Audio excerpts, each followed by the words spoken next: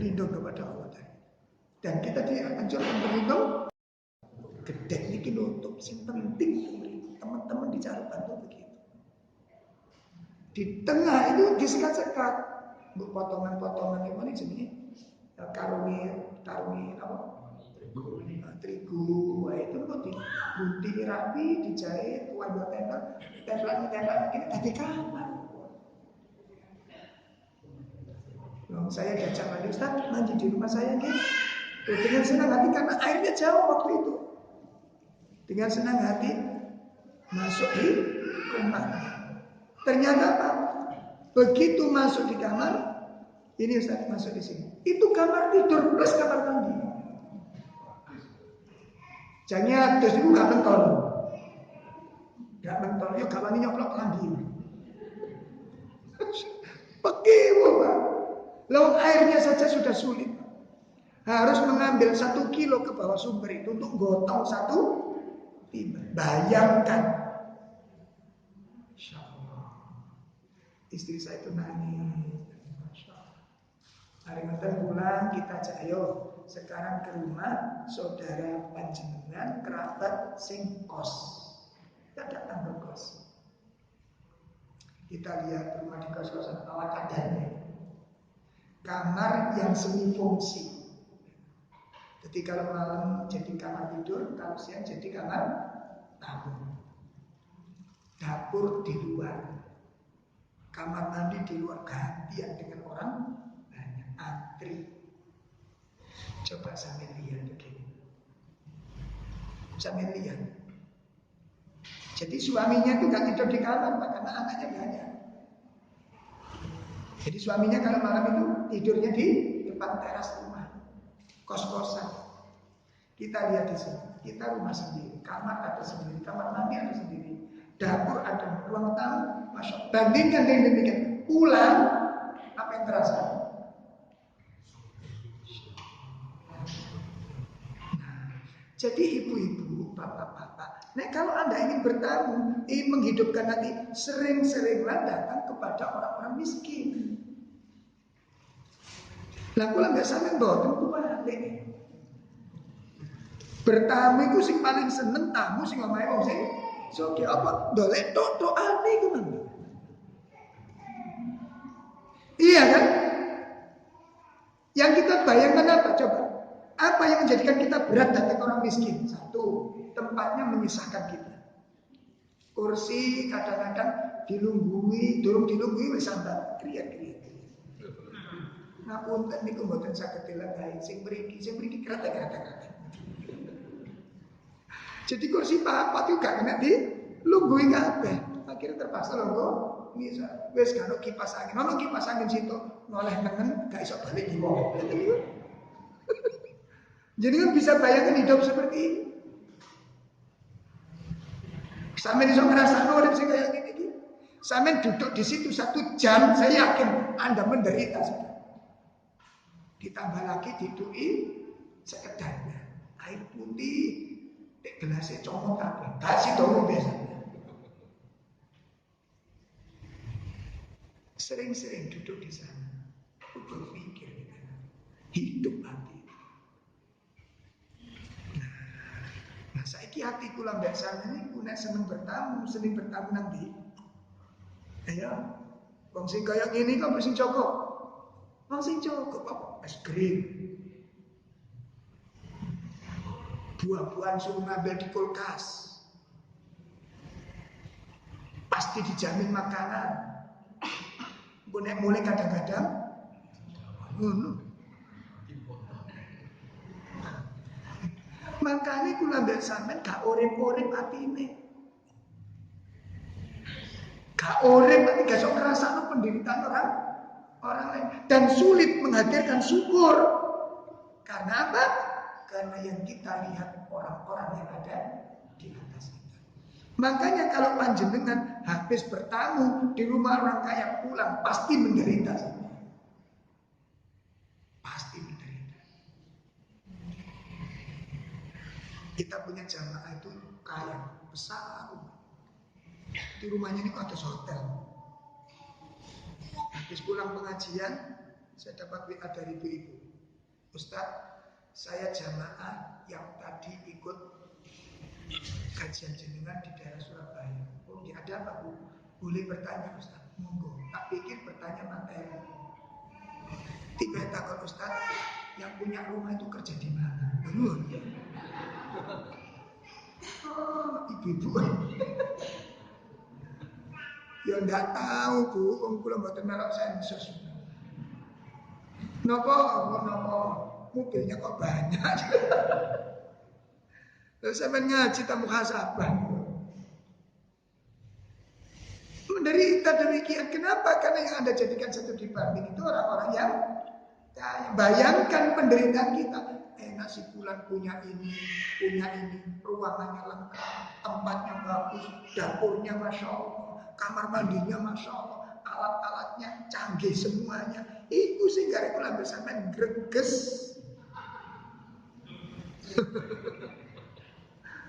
Paham? Makanya kalau kita ingin menjadi diberi oleh Allah, di samping berdoa minta syukur, langkah yang kedua apa tadi? Untuk menasfala minkum wala tandur. Dilatih Pak. Makanya jenengan kalau di rumah itu jangan belibet nih ngomah. Keluar. Ziarah tetangga-tetangga. Kok kelihatan sepi, kelihatan kecil, mampir. Pasti ditanya, untuk apa Pak? Dolan Pak. Kula warga sini, rumah saya kepingin dolan-dolan, nambah persaudaraan. Pasti senangnya. Setelah itu duduk Anda nikmati kemiskinan orang lain. Pulang, syukurnya tumbuh nanti. Rasakan penderitaan. Wong sampean duduk di situ aja 1 jam sudah gak betah. Ini bertahun-tahun hidup seperti ini. Sampai baru 1 jam sudah menderita. Ini berpuluh-puluh tahun jalan hidup seperti ini. Sementara kita bergelimang dengan kelebihan. Makan ini keturutan, makan itu keturutan. Tidak ngerti ada di tempat lain orang menderita dan kerukaruan. Ini kejenis orang cuma mikir perutnya sendiri. Makanya diancam oleh Allah Ta'ala. Ara'aital ladzi yukadzibu. Siapa sih pendusta agama itu? Bapak-bapak ya, ibu-ibu. Kalau kita nggak peduli sama sekali, kena ancaman ayat ini. Makanya nggak boleh seorang muslim itu berdiam diri, mengurung diri dan nggak tahu tentang itu salah. Ini bukan sifatnya orang mukmin dan itu bukan ajaran Islam. Ya, bukan ajaran yang dibawa oleh Nabi SAW. Nabi itu menganjurkan kita untuk berkeliling kepada kaum muslimin, berziarah kepada kaum muslimin, peduli dengan lingkungan, peduli dengan tetangga. Sampai Nabi mengancam tidak pantas orang itu mengatakan iman kalau dia bermalam dalam keadaan kenyang, tetangganya dalam keadaan kelaparan. Tidak pantas kamu beriman. Saya ketik paham. Nah, sekarang sudahkah kita melaksanakan kewajiban-kewajiban kita sebagai seorang muslim? Tunaikan hak kaum muslim. Itu langkah yang kedua. Jadi langkah yang kedua, supaya kita banyak bersyukur, apa tadi? Melihat orang yang ada di bawah. Nah caranya piye? Ziarah. Kita sama coba ziarah. Ada nggak program dengan ziarah ke rumah orang-orang miskin? Sudah pernah? Nah, itu sih masalah. Bojo, anak, dijak Pak dilatih. Oh, jadi dijak nang warung ya bojo. Makanya bojo ini lemu-lemu tapi hatinya ciu-ciu. Pada kayak mangan tapi nggak mati, pikirannya mati akhirnya. Sing didelok cukup tok, sing didelok sing mampu tok. Makanya jangan disalahkan kalau kemudian nuntut sing aneh. Sampai salah baca maksudnya. Rekreasinya itu ke situ. Hati ini kok Pak, hidup hati itu. Jelas ya? Makanya saya sering sampaikan, kalau bapak-bapak ada yang sebagian hobi ya ke tamasya-tamasya, boleh apa enggak? Boleh, tidak masalah. Yang penting duitmu bener, bener. Jelas ya? Kemudian biasanya kan kalau orang ke taman safari, ke apa? Tanjung Kodok, Jatim Park, terus macam-macam lah. Macam-macam gitu ya. DBR, macam-macam itu. Itu biasanya ada stiker ini mobil itu. Ini kan? Stikernya Jatim Park, stikernya Taman Safari, stikernya tempat-tempat yang dikunjungi. Itu kan menjadi kebahagiaan.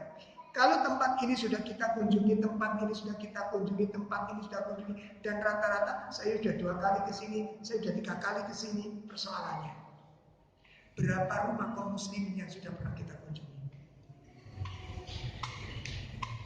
Hah?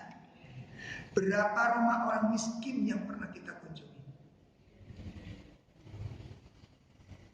Dan kalau tidak pernah sama sekali, merasa salah kan? Dan apa sifat itu benar di mata Allah? Tak benar.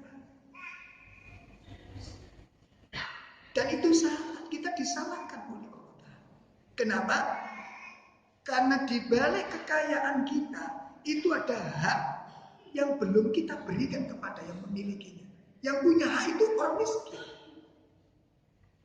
Jadi kita sukses itu ujian dari Allah, bukan semata-mata untuk diri kita.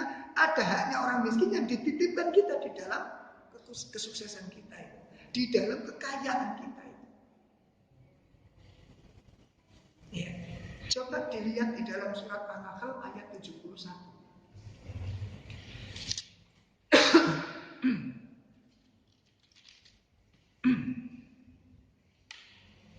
Surat 16 ayat 71.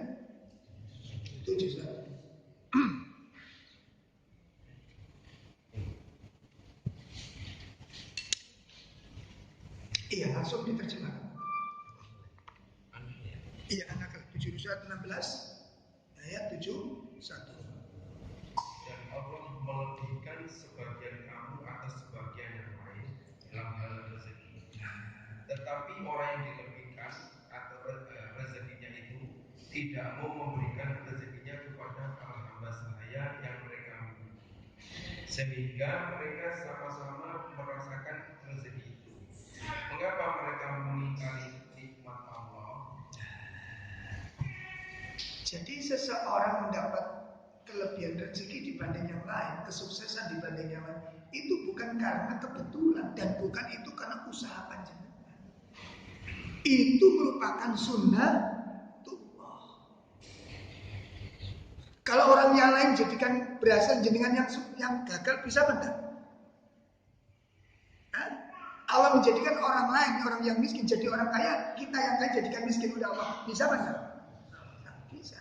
Tapi ini tidak, kita yang diberikan kecukupan, orang lain dijadikan kurang. Itu bukan kebetulan.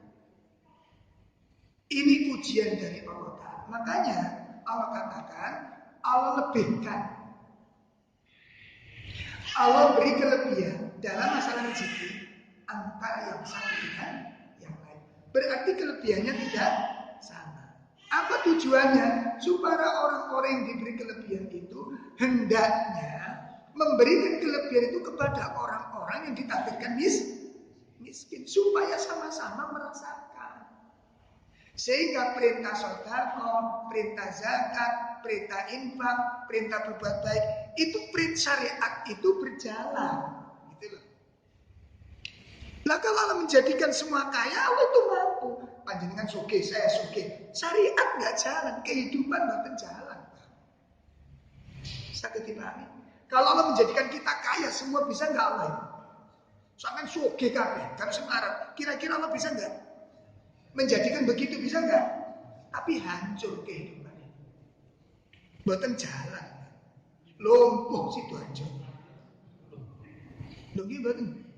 Ayo coba satu misal nanti malam semua dapat bagian rezeki dari Allah masing-masing 10 miliar. Umpamane.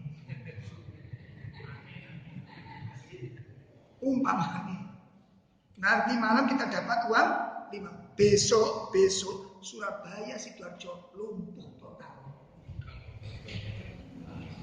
Penjual air pulang kampung, satpam prei. Gojek mandek, tukang sampah libur.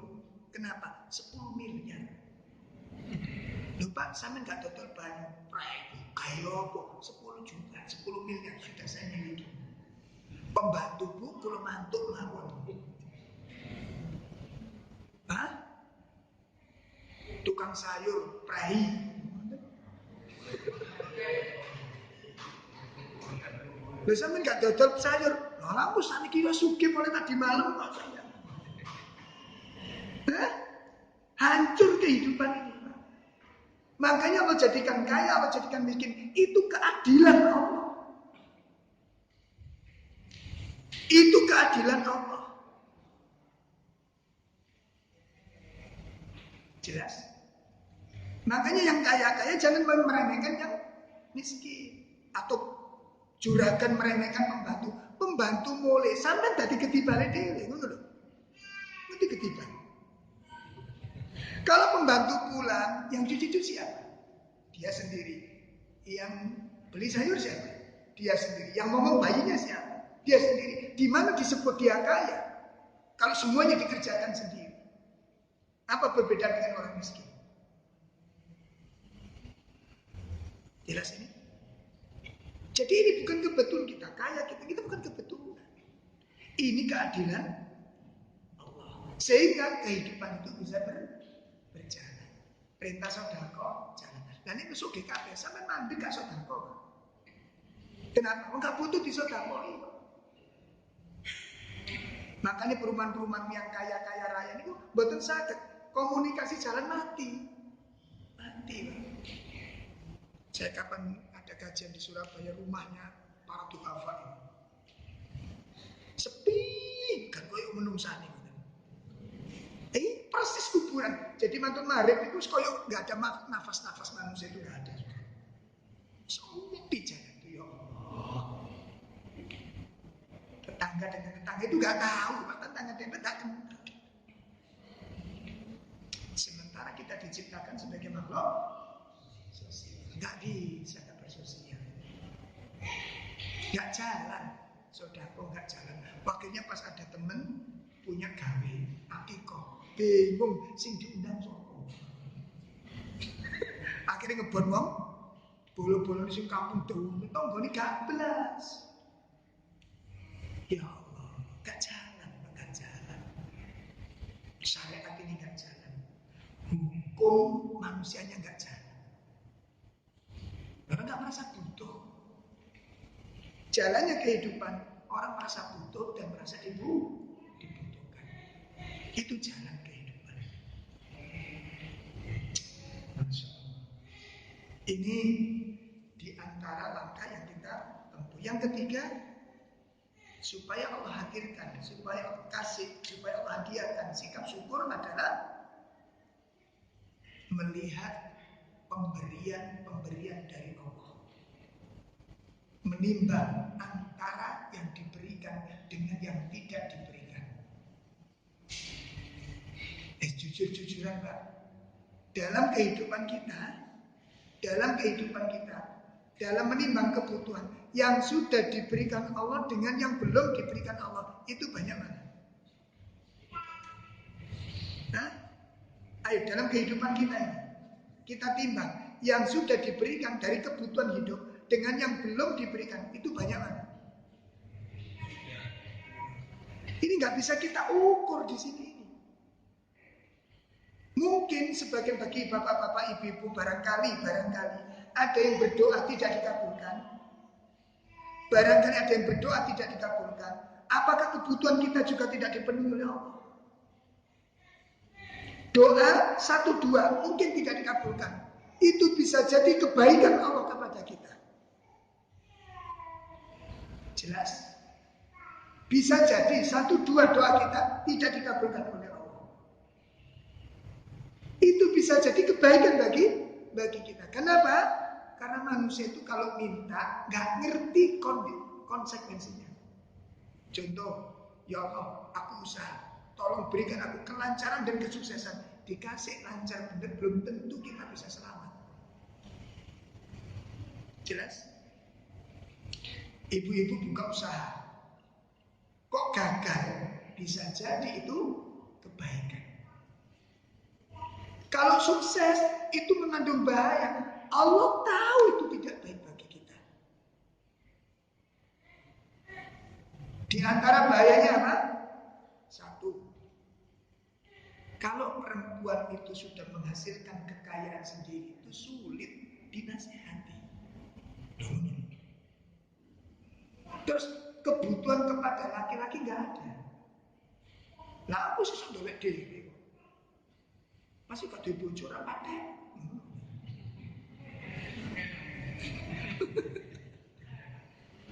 Makanya jenengan lihat dunia selebritis itu. Jenengan lihat rata-rata sulit diatur oleh suaminya. Kenapa? Karena dia sudah punya penghasilan dan luar biasa penghasilan. Itu bahaya. Satu, bahayanya di situ. Yang kedua, bahaya ditimbulkan apa? Dia akan kenal banyak orang di luar. Sales kenal. Nah, sales itu rata-rata lanang.